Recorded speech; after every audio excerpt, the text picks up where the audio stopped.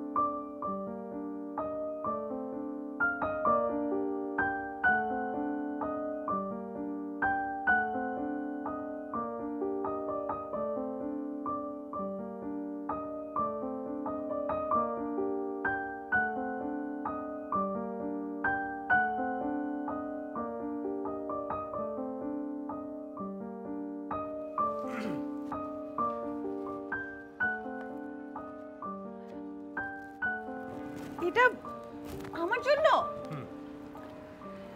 Happy birthday to you. Thank you. কিন্তু এর আগে তো আমার কোনো জন্মদিনে আমাকে গিফট দাসনি, উল্টো আমার কাছে সবসময় ট্রিট চাইছিস। আজকে এত মন পরিবর্তন, ঘটনা কি? আচ্ছা, এর ভিতর আমার একটা দূরবসন্তি আছে। ও আচ্ছা আচ্ছা, তাই না? দেখ, যদি ঘুষ নিতে বলিস তাহলে কিন্তু আমি নিব না, কারণ আঙ্কেলের কাছে গিয়ে আমি কোনো ধরনের কোনো মিথ্যে কথা বলতে পারবো না। আচ্ছা, আমি কি তোকে একবারও বলেছি এর ভিতরে ঘুষ আছে? তাহলে কি? আসলে অনেকদিন ধরেই তোকে একটা সত্য কথা বলবো বলে ভাবছি, কিন্তু বলা হচ্ছে না। ঠিক আছে, তাহলে এখন বলে ফেল। বলবো না? আচ্ছা, ধর, মানে ইমাজিন ওইটা একটা নীল আকাশ, সেখানে একটা পাখি উড়ে যাচ্ছে, কিন্তু সেখানে একটা অপূর্ণতা আছে। বলতে পারিস কিসের অপূর্ণতা? কিসের অপূর্ণতা? আর একটা পাখির, যে তার সঙ্গী হবে, যাকে নিয়ে উড়ে যাবে রংধনুর দেশে। তারপর? তারপর তারপর তারা ঘর বাঁধবে, একসাথে থাকবে, ঘুমোবে, গল্প করবে, একে অপরকে অনেক অনেক গান শোনাবে, আর আর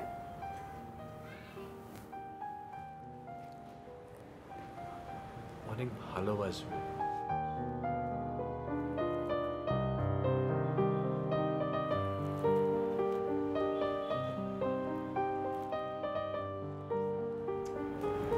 আমিও অনেকদিন ধরে এই কার্ডটা আমার সাথে নিয়ে ঘুরছিলাম, তোকে দেওয়া হয়নি। কি আছে? পর আচ্ছা, তুই পড়ে শোনা। পড়ার মুড নেই আমার, শোনার মুড আছে, বল। আমি যদি মুখে বলতে পারতাম তাহলে এটাতে লিখবো কেন? তুই পড়ে দেখ, ধর।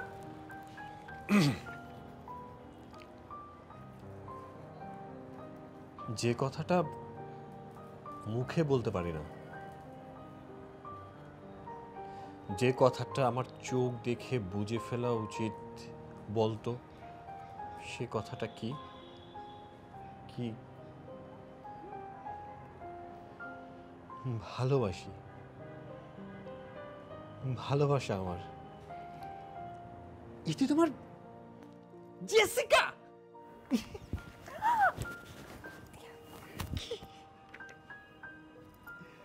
ইয়েস, ইয়েস,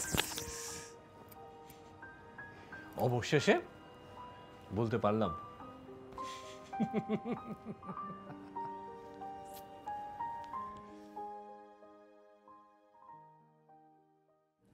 তুমি তো জানোই শুভ্র কোলে থাকা অবস্থায় ওর মা মারা যায়, আর সেই ছোটবেলা থেকে আমি ওকে কোলে পিঠে করে মানুষ করেছি। তুমি পারবে আমার ছেলেটাকে দেখে রাখতে? ধরে নাও আমি সম্পূর্ণ ভার তোমার উপর ছেড়ে দিচ্ছি। পারবো আঙ্কেল। ভাই, এত কথা তো বললেন, আমার মেয়েকে পছন্দ হয়েছে কিনা তা তো বললেন না। এখানে পছন্দ অপছন্দ কিছু নাই তো, আমরা তো একই পাড়ায় থাকি, দুজন দুজনকে চিনে। আজ শুভ দিনটা ঠিক করার কাজ। আচ্ছা, স্টার সানডের পরে হলে কেমন হয়? আমার কোনো সমস্যা নেই ভাই, আপনার যেটা ভালো মনে হয় সেটাই করেন। আসলে জেসিকার তো বাবা নাই, জেসিকার বাবার দায়িত্ব তো আপনাকেই পালন করতে হবে ভাই। আর শুভ্রর মার দায়িত্বটা আপনাকে পালন করতে হবে। অবশ্যই। তাহলে এই মাসেই গির্জার নাম লেখানোর অনুষ্ঠানটা হয়ে যাক। তাছাড়া সামনে তো প্রায়শ্চিত্তকাল শুরু হতে যাচ্ছে, তোমরা তাহলে কেনাকাটা শুরু করে দাও। ভাই, আমার কিন্তু ছোট্ট একটা অনুরোধ আছে। বলুন। জেসিকা তো আমার একমাত্র মেয়ে, ও ছাড়া তো আমার কেউ নেই। আচ্ছা, আমি কিন্তু একেবারেই আপনাকে মেয়ে দিয়ে দেবো না, আপনার ছেলেকে বরং আমাকে দিয়ে দিতে হবে। দুটোই তো দুজনের বাড়ি, দুজন একসাথে থাকবে, সমস্যাটা কি আছে? হ্যাঁ, একসাথে থাকি।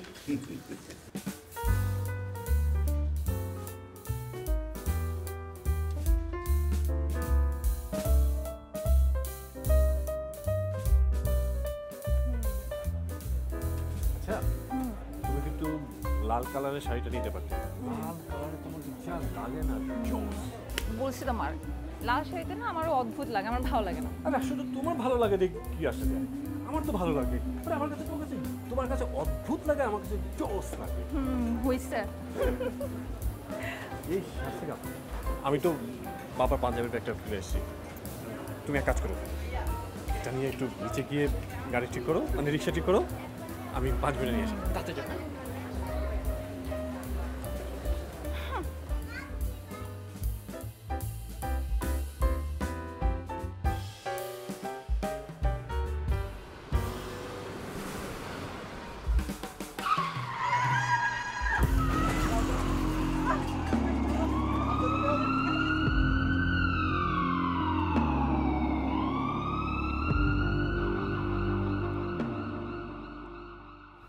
সত্যি, আসলে কি বলবো বুঝতে পারছি না, ঘটনাটা এত মর্মান্তিক।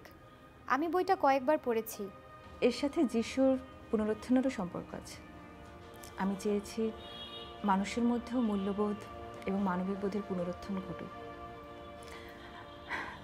যিশু আমাদের যে ভালোবাসার শিক্ষা দিয়ে গেছেন, সেটা যেন আমাদের প্রত্যেকের জীবনে চর্চা করতে পারে। তারপর কি হলো? আমি বলছি, তখন আসলে আমি কি করব কিছু বুঝে উঠতে পারছিলাম না, শুধুই হাউমাউ করে কাঁদছিলাম। ওকে কোনো মতে হাসপাতালে নিয়ে যাই, শাশুড়িকে ফোন করে হাসপাতাল আসতে বলি, কিন্তু ঘটনাটা কি আমি কিছুই জানাইনি। বাবাকে ফোন করেছিলাম, কিন্তু বাবা কাজের ব্যস্ততার জন্য সেদিন হাসপাতাল আসতে পারেনি। উনি খুব লাকি যে মাথায় কোনো আঘাত লাগেনি। তো এখন উনি সুস্থ আছেন, তবে না, ইনিশিয়ালি উনি সুস্থ আছেন, ওনার জ্ঞানও ফিরেছে, সব কিছু স্বাভাবিক আছে, কিন্তু ওনার পা দুটো আর আগের মতো নেই। মানে আগের মতো নেই মানে একটা, এই মানে হচ্ছে যে পঙ্গু হয়ে গেছেন উনি।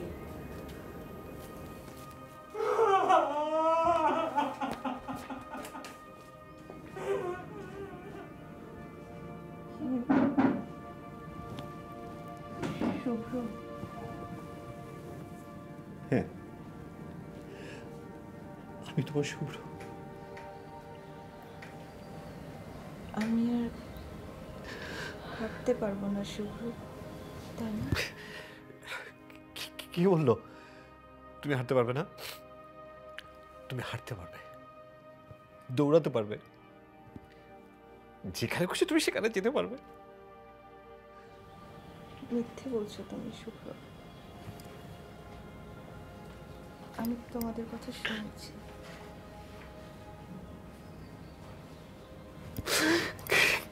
কিচ্ছু তোমার কিচ্ছু হবে না, কিচ্ছু।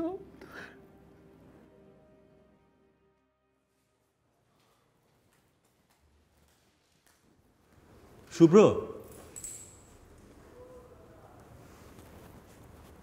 বসো, তোমার সাথে কিছু কথা আছে। বলো। বসো, বসে কথা বলো। আমি শুনতে পাচ্ছি, হয়ে বলো। একটা বিষয়ে পরিষ্কার হওয়া দরকার। কোন বিষয়? জেসিকার বিষয়। ক্লিয়ার করে বলো। জেসিকাকে নিয়ে যে দুর্ঘটনা, তা সম্পূর্ণ অপ্রত্যাশিত। তার জন্য আমাদের যথেষ্ট সিম্প্যাথি আছে।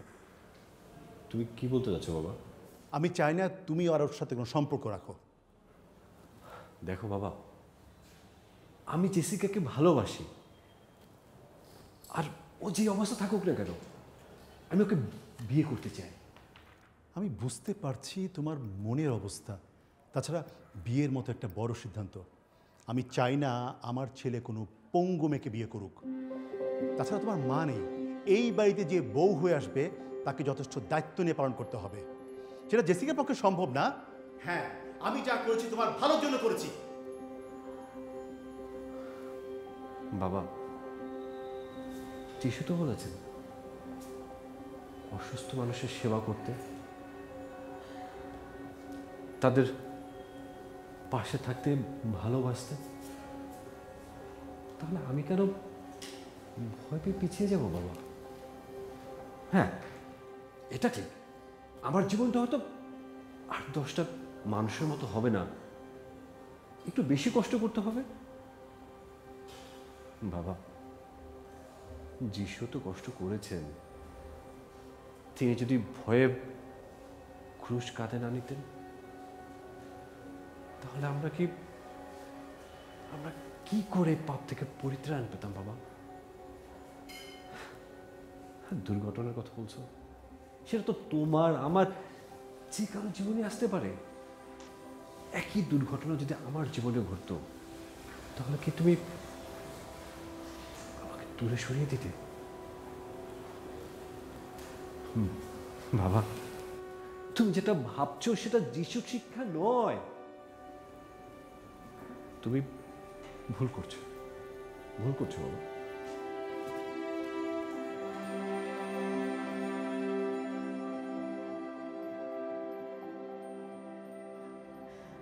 হে প্রভু, তুমি কেন আমাকে এত কঠিন একটা শাস্তি দিলে?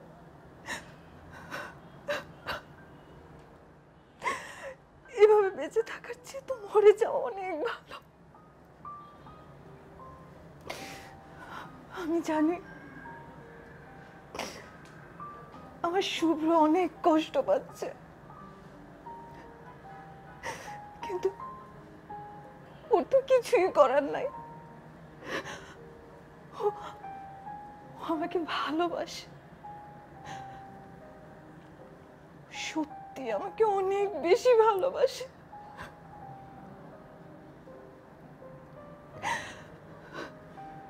শুধুমাত্র বিয়ে হবে না বলেই তো আর ভালোবাসা মিথ্যে হয়ে যায় না।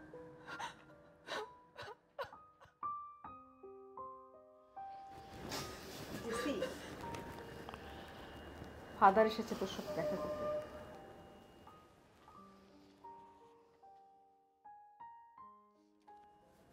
যিশু প্রণাম ফাদার।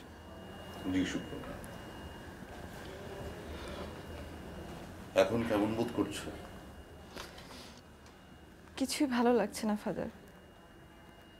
আমি আমি আর কখনো হাঁটতে পারবো না। এর চেয়ে কষ্টের আর কি হতে পারে? আমি আসছি ফাদার।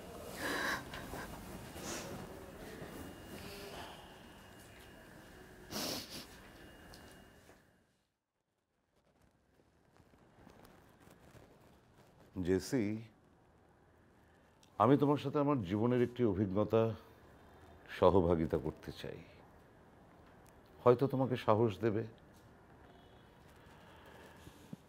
আমি যখন রংপুরে ছিলাম একটি সাঁওতাল মেয়েকে চিনতাম। মেয়েটি পোলিওর কারণে তার চলার শক্তি হারিয়ে ফেলেছিল, কিন্তু সে ভেঙে পড়েনি, লেখাপড়া চালিয়ে গেছে। তারপর যখন সে কলেজে উঠল, সে টিউশনি করে ওর নিজের আর নিজের বাবা মার খরচও সে চালিয়েছে। এখন মেয়েটি ঢাকা ইউনিভার্সিটিতে ভর্তি হয়েছে। জেসি, সবসময় একটা কথা মনে রাখবে, ঈশ্বর আমাদের পরীক্ষা নেন, তাই কখনো বিশ্বাস হারাবে না।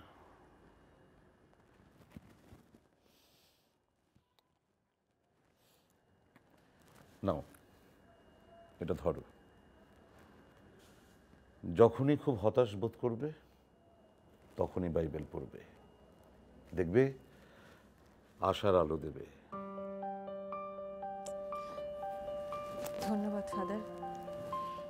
আমি তোমার জন্য প্রার্থনা করছি, নিশ্চয়ই তুমি এই সংগ্রামে জয়ী হবে। হে পরম পিতা, তোমার সন্তান জেসিকাকে তুমি অনেক বড় বিপদ থেকে রক্ষা করেছ, সেজন্য তোমাকে অসংখ্য কৃতজ্ঞতা জ্ঞাপন করছি। জেসিকাকে তোমার হাতে সমর্পণ করি। সামনে ওর যে কঠিন জীবন সংগ্রাম, তাতে ও যেন জয়ী হতে পারে।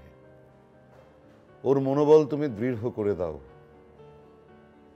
এই প্রার্থনা করি আমাদের প্রভু সেই যীশু খ্রিস্টের নামে, আমেন।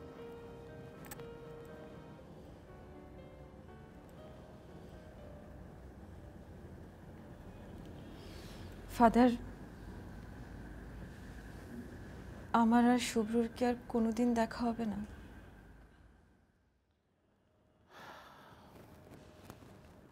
বিশ্বাস রাখো জেসি, আর ঈশ্বরের কাছে প্রার্থনা করো।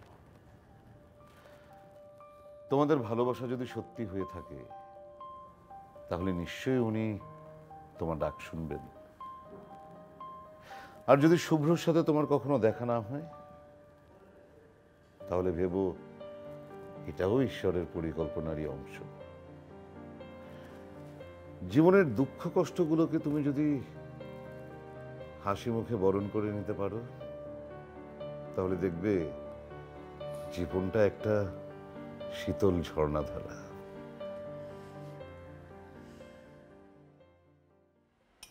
খামা, এরকম মন খারাপ করে থাকলে হবে? অল্প করে, অল্প। মা, মা, শুভ্র আসলে তারপরে খাবো। ওই ছেলের নাম তুই আবারও মুখে নিচ্ছিস?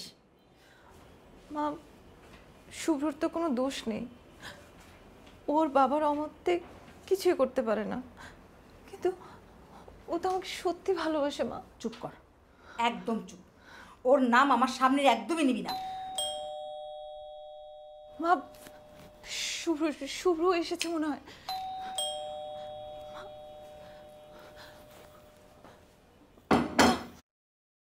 মা, মা, শুভ্রকে আসতে দাও। মা, একদম চুপ, বসে থাক। মা, মা, মা, শুভ্রকে আসতে দাও। Aunty, Jessica. তুমি কেন এসেছো? আমি জেসিকার সাথে একবার দেখা করতে চাই। কি দেখতে চাও? মজা? দেখো, তোমার বাবা যা শোনাবার শুনিয়েছেন। আমার একবার কথাটা শুনুন আন্টি। বিয়ে করবে না ভালো কথা, তাই বলে এই মুহূর্তে বলতে হবে? আন্টি, বাবা যা বলেছে তার জন্য আমি ক্ষমা চাচ্ছি। ঈশ্বরের দোহাই, আমাকে ক্ষমা করে দিন। আমি তো তুমি সুস্থ সবল ছেলে, চাইলে খুব ভালো মেয়ে বিয়ে করতে পারবে। প্লিজ, তোমার জন্য আমি তোমার বাবার কাছ থেকে আর একটা কথাও শুনতে চাই না। প্লিজ যাও। আন্টি,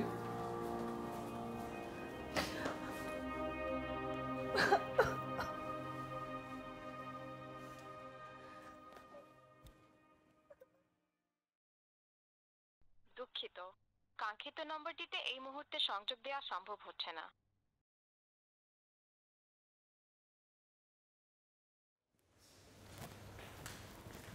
কোথায় গিয়েছিলে? চিন্তা করো না বাবা, আমি জেসিকাদের ওদিকে যাইনি। শুভ্র, তুমি এখনো রাগ করে আছো? না বাবা, আমি তো রাগ করে নেই। 8-10 জন বাবা যা করেন তুমিও তাই করেছ। ভেবেছিলাম আমার বাবা সত্যিকারের যিশুর অনুসারী, যে নিজের কথা না ভেবে মানুষের পাশে এসে দাঁড়ায়, ভালোবাসা মানুষকে আগলে রাখতে জানে। আমিও তো তাই ভেবেছিলাম, তোর ভবিষ্যতের কথা চিন্তা করে। কিসের ভবিষ্যৎ বাবা? কার ভবিষ্যতের কথা ভাবছো তুমি? একবারও ভাবলে না জেসির ভবিষ্যতের কথা? একবারও ভাবলে না জেসির মার কথা? এগুলো তোমার আবেগের কথা। আচ্ছা বাবা, এই দুর্ঘটনা যদি আমার সাথে ঘটতো তাহলে কি আমাকে ফেলে যেতে তুমি পারতে যেতে? পরে সে কাছে এলে তিনি তাকে জিজ্ঞাসা করলেন, তুমি কি চাও? আমি তোমার জন্য কি করব? সে বলল, প্রভু, আমি যেন চোখে দেখতে পাই। যিশু তাকে বললেন, দৃষ্টিশক্তি পাও, তোমার বিশ্বাস তোমার পরিত্রাণ সাধন করেছে। সে সেই মুহূর্তেই চোখে দেখতে পেল ও ঈশ্বরের গৌরব কীর্তন করতে করতে তার অনুসরণ করতে লাগল। তা দেখে সকলে জনগণ ঈশ্বরের বন্দনা করল। এই হলো প্রভুর বাণী। প্রভুর জয় হোক। প্রভুর জয় হোক।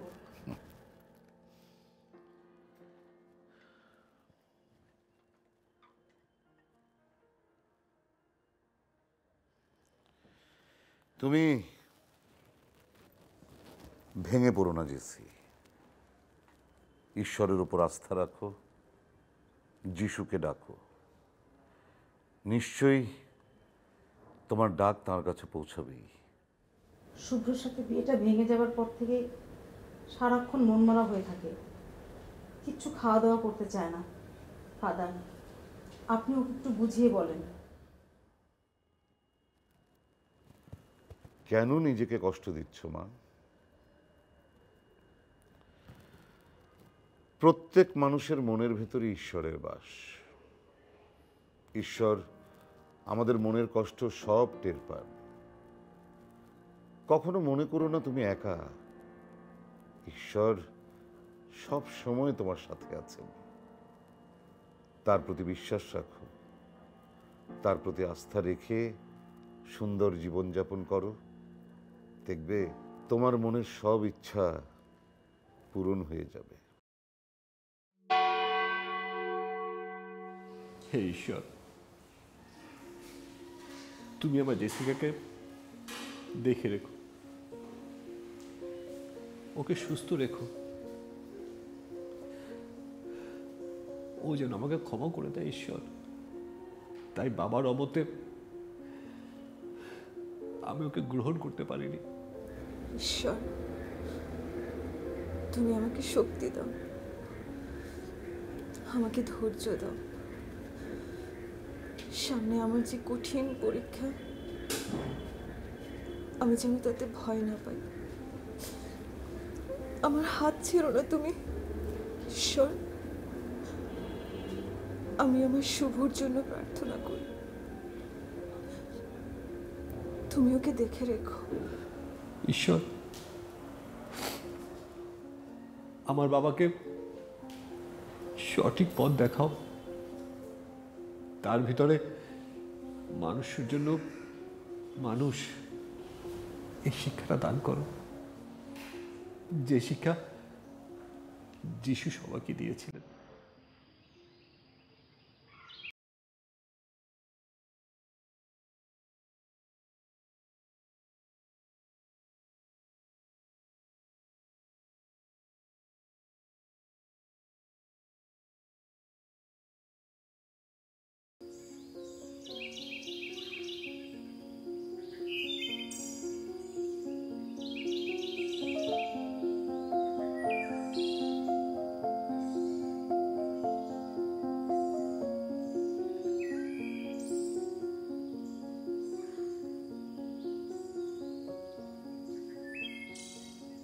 কি করা উচিত আমার? আমি যদি জেসিকাকে মেনে না নিই তাহলে শুভ্র হয়তো অন্য কাউকে বিয়ে করবে না, আর করলে হয়তো সারা জীবন অসুখী থাকবে। এটা কি আমি সহ্য করতে পারবো? জেসি,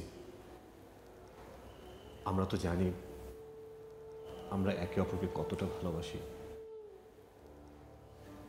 আমাদের ভালোবাসা যদি সত্যি হয় না, দেখো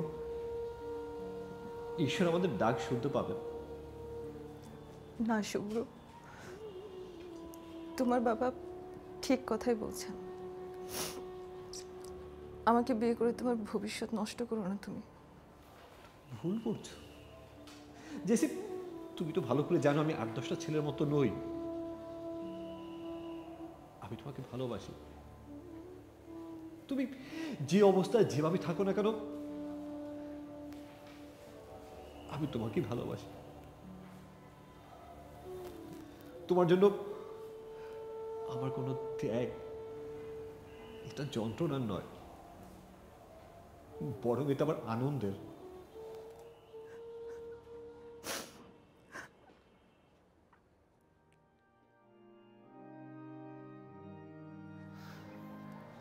প্রভু যিশুর পুনরুত্থানের ঘটনাটি আমরা সবাই জানি,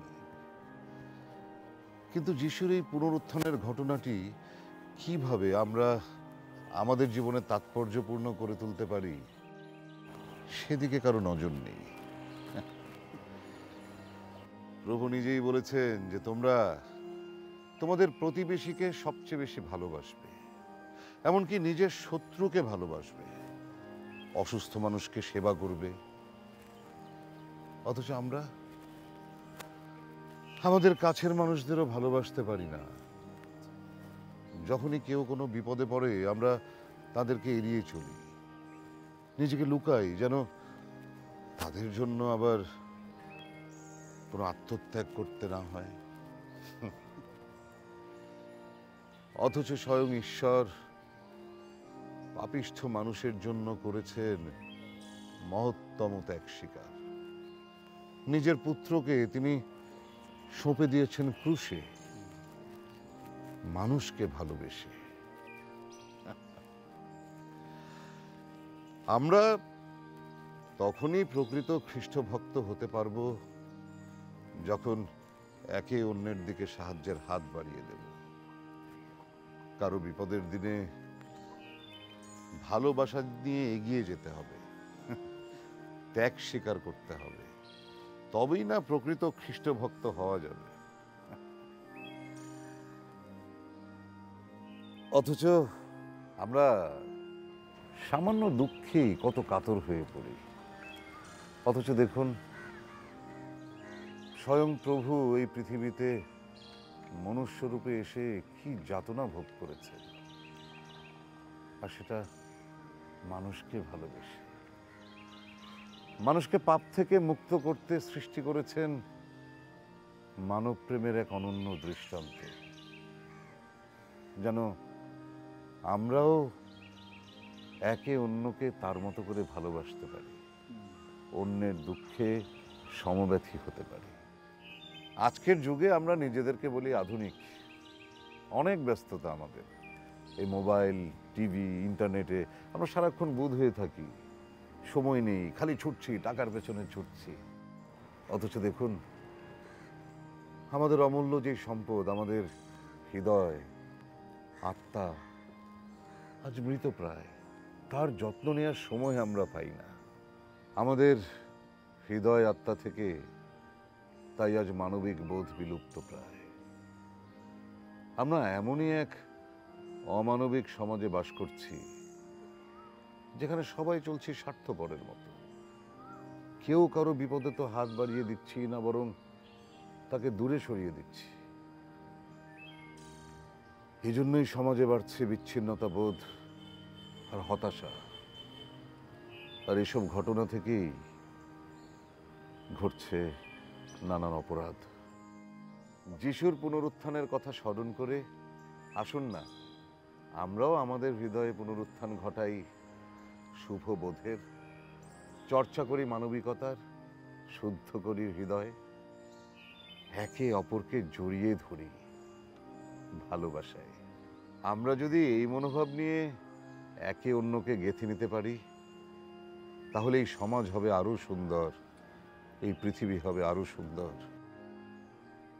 পৃথিবীতে আসবে নতুন এক ভোর, যীশু খ্রিস্টের পুনরুত্থানের ভোরের মতোই সুন্দর সেই ভোর।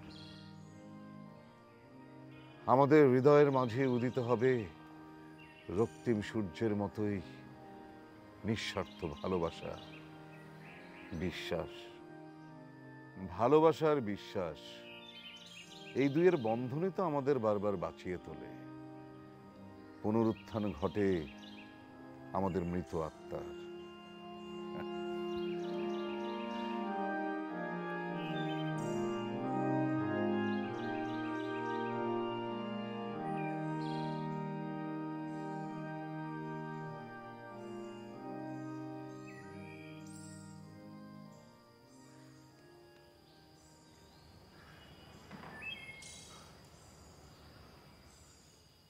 জেসিকা,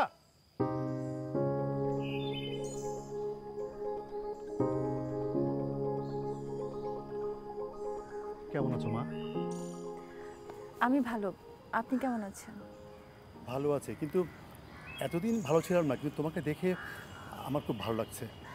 তুমি কি আমার উপর রাগ করে আছো? না না আঙ্কেল, আপনার উপরে আমার কোনো রাগ নেই। আপনি শুধু শুধু কষ্ট পাচ্ছেন। আমার সাথে যা হয়েছে সেটাকে আমি ঈশ্বরের পরিকল্পনা বলেই মেনে নিয়েছি। আমার সাথে হয়তো এর থেকেও আর অনেক খারাপ কিছু ঘটে যেতে পারত, কিন্তু ঈশ্বর আমাকে রক্ষা করেছেন। সব কিছু ঈশ্বরের পরিকল্পনা অনুযায়ী হলো, কিছু কিছু ক্ষেত্রে মানুষের হাত থাকে। এই ধরো যেমন তোমাদের বিয়েটা আমার জন্যই কিন্তু হয়নি। বাবা, বাসা চলো। দাঁড়াও, আমি কিছু কথা বলবো। এতদিন আমি অনেক দ্বিধাদ্বন্দ্বে ছিলাম, কিন্তু ফাদারের উপদেশ শুনে আমি আমার মনের মধ্যে অনেক কষ্ট আটকে রেখেছি। আমি বুঝতে পেরেছি আমার খুব ভুল হয়েছে। তাই আমি স্পষ্টভাবে বুঝতে পেরেছি তোমাদের দুজনে বিয়ে হওয়া উচিত। আমি চাই তোমাদের দুজনে বিয়েটা হোক, আর তোমাদের বিয়েটা না হলে নিজেকে অপরাধী বোধ মনে করবো।